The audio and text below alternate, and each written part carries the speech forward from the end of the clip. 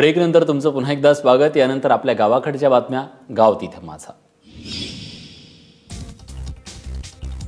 दुष्काळात पिकाची नुकसान भरपाई शेतकऱ्यांना मिळावी म्हणून पिकाचा विमा उतरवला गेला, पण याच संधीचा फायदा घेत बीड जिल्ह्यातील अनेक शेतकऱ्यांनी एकापेक्षा जास्त बँकात रक्कम भरली, तर अनेक शेतकऱ्यांनी जास्तीचं क्षेत्र दाखवून रक्कम हडपण्याचा प्रयत्न केला।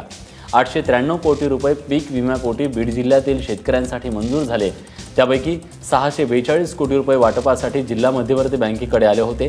अद्याप 521 कोटी रुपयांचं वाटप झालं असून त्यापैकी 119 कोटी रुपयांचं वाटप अजून चालू आहे। यापैकी अनियमितता असलेले किमान 50 कोटी रुपये शेतकऱ्यांना वाटपापासून थांबवले गेले।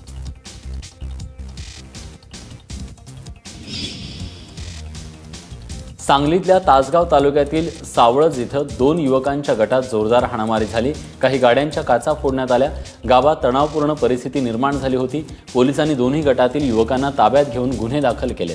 एकूण 9 जणांच्या विरोधात फिर्याद दाखल करण्यात आली असून 6 जणांना अटक करण्यात आली आहे, तर 3 जण फरार आहेत।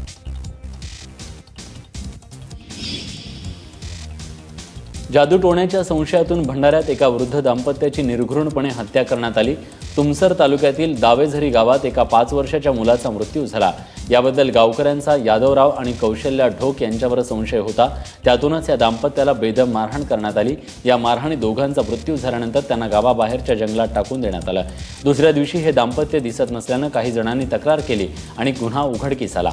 दरम्यान या प्रकरणी त्यांच्यावर नरबळी विरोधी कायदा, ॲट्रॉसिटी आणि हत्येचा गुन्हा दाखल करण्यात आला असून पोलिसांनी 16 जणांना अटक केली आहे।